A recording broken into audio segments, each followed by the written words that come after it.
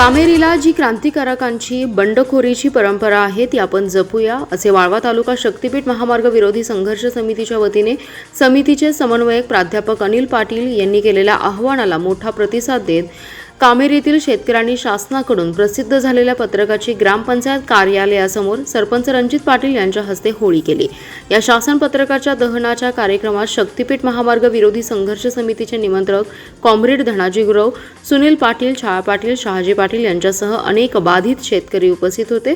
यावेळी सरपंच रणजित पाटील यांनी कामेरीतील शेतकऱ्यांवर होणारा शक्तीपीठाचा अन्याय दूर होईपर्यंत शासनाविरोधात लढा देण्याचं आश्वासन शक्तीपीठ महामार्ग विरोधी संघर्ष समितीला दिले। भैरवदेव पतसंस्थेचे संस्थापक सुनील पाटील यांनी परिपत्रकाची होळी ही तर केवळ सुरुवात आहे, हा लढा आम्ही अधिक तीव्र करू असं सांगितले। भारतीय रिपब्लिकन पक्षाचे सचिन जाधव यांनी बौद्ध बांधवांच्या जमिनी हिसकावून घेण्याचं कारस्थान रद्द होईपर्यंत आम्ही थांबणार नाही असं आश्वासन दिलं।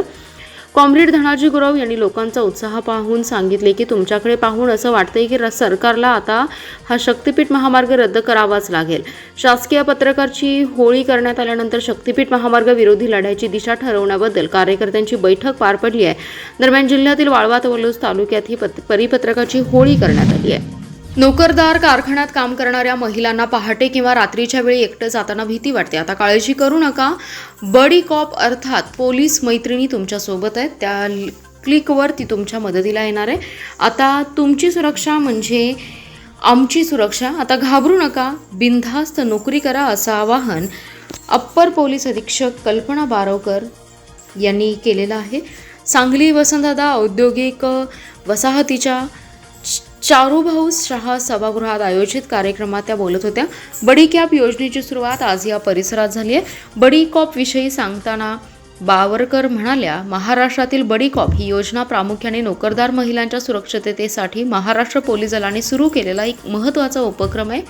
पुण्यात IT क्षेत्रातील महिलांच्या हत्येच्या घटनेनंतर 2017 मध्ये हा उपक्रम प्रथम पुण्यात सुरू केला। त्यानंतर आता महाराष्ट्रातील प्रत्येक जिल्ह्यात सुरू आहे। प्रत्येक पोलीस ठाण्याच्या हद्दीत काम करणाऱ्या महिलांचा एक व्हॉट्सअप ग्रुप तयार केला जातो। यामध्ये 100 ते 150 महिला आणि बडी कॉप म्हणून पोलीस कर्मचाऱ्याची नियुक्ती केलेली असते। महिलांना कामावरून येताना जाताना किंवा इतर वेळी असुरक्षित वाटल्यास त्या त्वरित या ग्रुपवर मेसेज करू शकतात किंवा संबंधित पोलिसाशी संपर्क साधू शकतात। आणीबाणीच्या परिस्थितीत महिलांनी संदेश दिल्यास बडी कॉप किंवा जवळचे गस्ती पथक काही मिनिटातच मदतीसाठी येईल। तुम्हाला तुमच्या भागातील बडी कॉप ग्रुपमध्ये सामील व्हायचं असेल तर तुम्ही तुमच्या स्थानिक पोलीस ठाण्याशी संपर्क साधा असं आवाहन त्यांनी केलंय। पेठ सांगली राष्ट्रीय महामार्गावरील वाढत्या अपघातांच्या पार्श्वभूमीवर जयंत पाटील यांनी उपविभागीय पोलीस कार्यालयात संबंधित विभागांच्या अधिकाऱ्यांची तातडीची बैठक घेत नागरिकांच्या सुरक्षिततेसाठी प्रभावी उपाययोजना त्वरित राबवण्याच्या सूचना दिल्या। पेठ सांगली रस्त्याचा दर्जा सुधारल्यानंतर वाहनांचा वेग वाढलाय, अपघातांचं प्रमाणही चिंताजनकरिता वाढत असल्याचं बैठकीत निदर्शनास आले।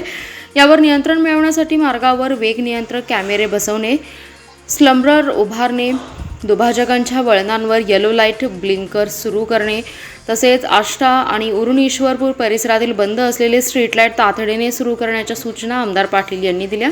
उरण ईश्वरपूर शहरातील वाढती वाहतूक कोंडी, अनियमित पार्किंग व्यवस्था आणि नागरिकांच्या सुरक्षेच्या प्रश्नांचाही बैठकीत आढावा घेण्यात आलाय।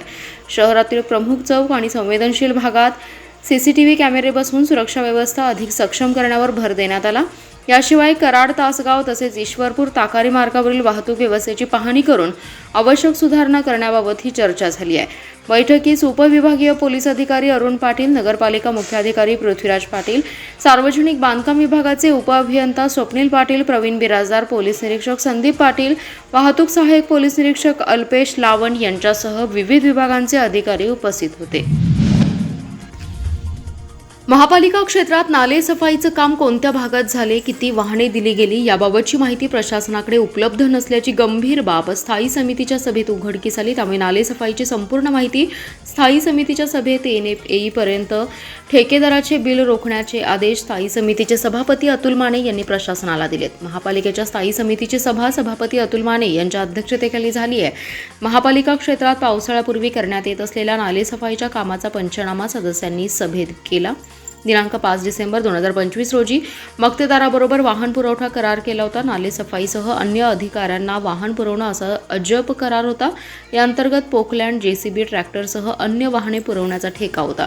यासाठी 2 मक्तेदार पात्र होते. यासाठी मक्तेदारांनी कमी दराने निविदा भरल्याने यांना परवडतं कसं असा सवाल सदस्यांनी उपस्थित केला. यातच 5 महिन्यात केलेल्या कामाचे लॉकबुकच उपलब्ध नसल्याने सदस्यांनी आश्चर्य व्यक्त केले. कुठल्या विभागाकडून कुणाला किती गाड्या पुरवल्या, गाड्या किती तास फिरल्या याची कुठलीही नोंद संबंधित विभागाकडे, अधिकाऱ्यांकडे नाही. सभापती अतुल माने यांनी नालेसफाईची चौकशी करण्यात यावी. मक्तेदाराला दिलेलं काम कसं दिलं गेलं याची तपासणी करावी. तोपर्यंत प्रशासनाने शॉर्ट टेंडर काढून नव्याने नालेसफाई कामाच्या निविदा काढा असे आदेशही दिले. दरम्यान महापालिकेच्या तिजोरीत खडखडाट असताना स्थायी समितीच्या सभेत उपमहापौर गजानन मगदूम, स्थायी समितीचे सभापती अतुल माने आणि गटनेते संदीप आवटी यांना आलिशान गाड्या खरेदीचा निर्णय सभेत घेण्यात आला. एका गाडीची किंमत 11,90,671 रुपये. आठवड्याभरापासून कडक उन्हाच्या झळांनी हैराण झालेल्या सांगलीकरांना सायंकाळी हलक्याशा पावसाने दिलासा दिलाय. सांगली शहरासह जिल्ह्याच्या विविध भागात वादळी वाऱ्यासह पावसाच्या तुरळक सरी कोसळल्या. या पावसामुळे वातावरणात गारवा निर्माण झाला असून उष्णतेच्या लाटेपासून नागरिकांना काहीसा दिलासा मिळालाय. जिल्ह्यात मे महिन्यात सुरुवात झाल्यापासूनच पारा चढला होता. घामाच्या धारा आणि दुपारच्या वेळी रस्ते ओस पडतील इतकं कडक ऊन यामुळे जनजीवन विस्कळीत झालं. मात्र दुपारनंतर सोसाट्याचा वारा सुटला. त्यानंतर आकाशात ढगांची गर्दी झाली. काही वेळातच पावसाच्या सरी कोसळल्याने वातावरणात अचानक बदल होऊन गारवा पसरला. सांगली शहरात मुख्य चौक आणि उपनगरांमध्ये पावसाने हजेरी लावली. अचानक आलेल्या वादळी पावसामुळे काही ठिकाणी झाडांच्या फांद्या पडण्याच्या घटना घडल्या तर काही काळ वीज पुरवठाही खंडित झाला होता. सांगलीसह मिरज, तासगाव आणि जत तालुक्यातील काही भागात ढगाळ वातावरण आणि पावसाच्या सरींचा अनुभव नागरिकांनी घेतलाय. सध्या खरीपाच्या पेरण्यांची पूर्वतयारी सुरू असून शेतकरी शेताच्या मशागतीसाठी मोठ्या पावसाचे प्रतीक्षेत आहे. जमिनीची तापलेली ढेकळे फुटण्यासाठी आणि मशागतीला वेग येण्यासाठी या पावसामुळे मदत होणार आहे. त्यामुळे बळीराजा आता खऱ्या अर्थाने पावसाची चातकासारखी वाट पाहतोय. हुतात्मा साखर कारखान्याचे अध्यक्ष वैभव नाईकवडी यांच्या आर्थिक नाड्या आवळण्यास आंदोलनाच्या 16व्या दिवसापासून सुरुवात झाली आहे.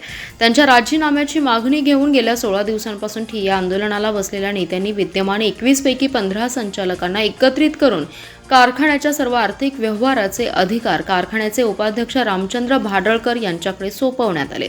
हुतात्मा साखर कारखान्याचे अध्यक्ष वैभव नाईकवडी यांनी पदाचा राजीनामा द्यावा अशी मागणी घेऊन ज्येष्ठ नेते किरण नाईकवडी यांच्या नेतृत्वाखाली गेल्या 16 दिवसांपासून कारखान्याच्या साखर शाळेसमोर बेमुदत ठिय्या आंदोलन सुरू आहे. राजीनामा घेतल्याशिवाय आंदोलन थांबणार नाही असा इशारा सुरुवातीलाच आंदोलकांनी दिलाय.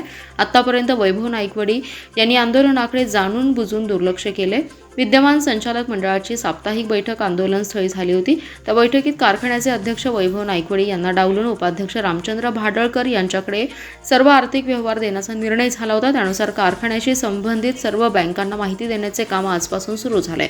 गौरव नाईकवडी म्हणाले, वैभव नाईकवडी यांनी अजूनही नैतिकता बाळगून अध्यक्षपदाचा राजीनामा द्यावा.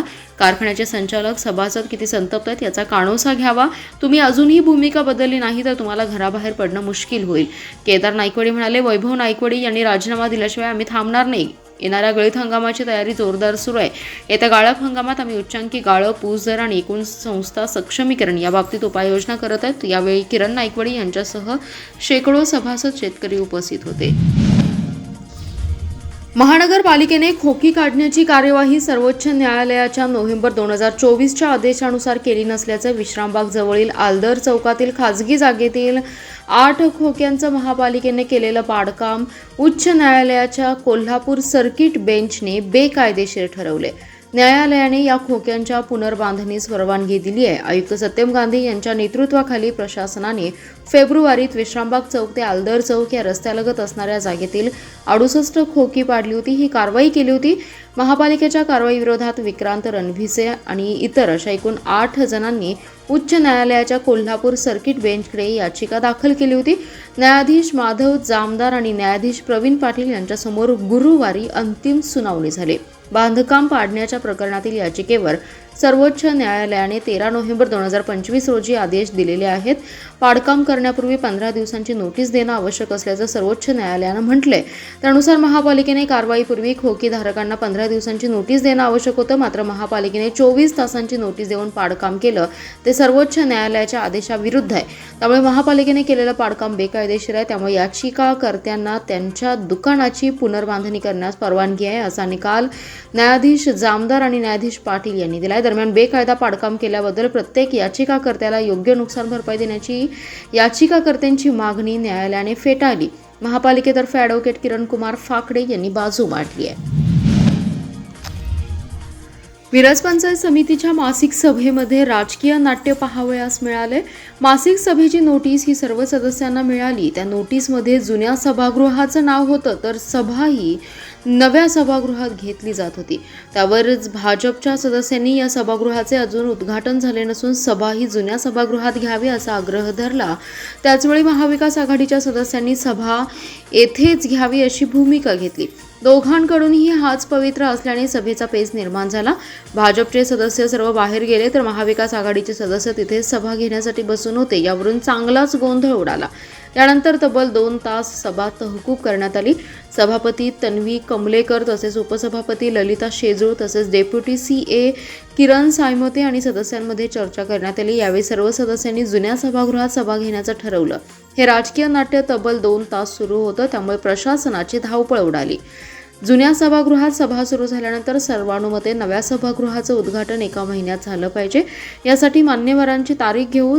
जर तारीख मिळाली नाही तर पुढील सभा ही सर्वानुमते नवीन सभागृहात घेण्याचा ठराव करण्यात आलाय. मिरज पंचायत समितीची मासिक सभा सभापती तन्वी कमलेकर यांच्या अध्यक्षतेखाली उपसभापती ललिता शेजूळ आणि डेप्युटी CA किरण सायमोते यांच्या उपस्थितीत झाली आहे. तत्पूर्वी सभेच्या सुरुवातीस कृषी विभागाने प्रत्येक गावात योजनेची माहिती देण्यासाठी आढावा बैठक घ्यावी अशी मागणी म्हैसाळच्या गायत्री घोरपडे यांनी केली आहे. मिरज रस्त्यावरील लेप्रसी रुग्णालयाच्या परिसरातील महापालिकेच्या मालकीची 80 गुंठे जागेवर बेकायदेशीर गुंठेवारी करून त्याची विक्री केली आहे. महापालिकेची कोट्यवधी रुपयांची फसवणूक झाली असल्याने ही जागा ताब्यात घ्यावी अशी मागणी भाजपचे नगरसेवक संतोष पाटील आणि सामाजिक कार्यकर्ते आयुब पटेल यांनी आयुक्तांकडे केली आहे. संतोष पाटील म्हणाले, लेप्रसी रुग्णालयाच्या परिसरातील 120 गुंठ्यांपैकी 40 गुंठे जागा वीज मंडळाला देण्यात आली. उर्वरित 80 गुंठे जागा महापालिकेच्या ताब्यात आहे. त्याच्या सातबाऱ्यावर महापालिकेचं नाव आहे, पण एका खाजगी व्यक्तीने या जागेबाबत वाद असल्याचं दाखवून न्यायालयात दावा दाखल केला. या दाव्यात महापालिका आणि शासनाला प्रतिवादी करण्यात आलं नाही. संबंधित व्यक्तीने तडजोड करून न्यायालयाचा निकाल आपल्या बाजूने करून घेतला. त्यानंतर महापालिकेतील अधिकाऱ्यांना हाताशी धरून त्या जागेत गुंठेवारी करण्यात आली. महापालिकेने 22 प्रमाणपत्रे दिली आहेत. वास्तविक ही जागा महापालिकेची असताना त्यावर प्रमाणपत्रे कशी देण्यात आली याची चौकशी झाली पाहिजे. कोट्यवधी रुपयांची ही 80 गुंठे जागा महापालिकेची आहे. या जागेवरील बेकायदेशीर दिलेली गुंठेवारी प्रमाणपत्रे तातडीने रद्द करावी. या भूखंडावर 2 बंगलेही बांधण्यात आले, ती पाडून टाकावीत अशी मागणी आयुक्त महापात्र यांच्याकडे निवेदनाद्वारे केल्याचं त्यांनी सांगितले. जिल्ह्यातील पिण्याच्या पाण्याबाबत आशादायी चित्र समोर आले. एप्रिल महिन्यात जिल्ह्यातील सर्व 10ही तालुक्यातील तपासलेल्या 1150 ठिकाणच्या पाण्याच्या नमुन्यांपैकी केवळ एका ठिकाणचा नमुना दूषित आढळलाय. त्यामध्ये शिवपुरी गावाचा समावेश आहे. उर्वरित जिल्ह्यातील कोणत्याही गावात पाण्याचे दूषित नमुने आढळून आलेले नाहीत. जिल्ह्यातील ग्रामपंचायतीमार्फत त्या गावाला पिण्याच्या पाण्याचा पुरवठा करण्याच्या स्त्रोतांचे नमुने दर महिन्याला तपासणीसाठी घेतले जातात. त्यानंतर तपासणीसाठी घेतलेले नमुने प्राथमिक आरोग्य केंद्रात तपासणीसाठी दिले जातात. प्राथमिक आरोग्य केंद्राकडून ते प्रयोगशाळेत पाठवले जातात. त्याचा अहवाल जिल्हा परिषदेला कळवला जातो. यामध्ये दूषित आलेल्या नमुन्यांचे पुन्हा शुद्धीकरण केलं जातं. प्रत्येक महिन्याला जिल्ह्यातील 10ही तालुक्यातील गावांमधील विविध ठिकाणच्या पाणी स्त्रोतांची तपासणी केली जाते. एप्रिल महिन्यात जिल्ह्यातील 10 तालुक्यातील 1150 पाण्याचे नमुने तपासण्यात आले. त्यापैकी केवळ शिवपुरी या गावातील पाण्याचा नमुना दूषित आढळलाय.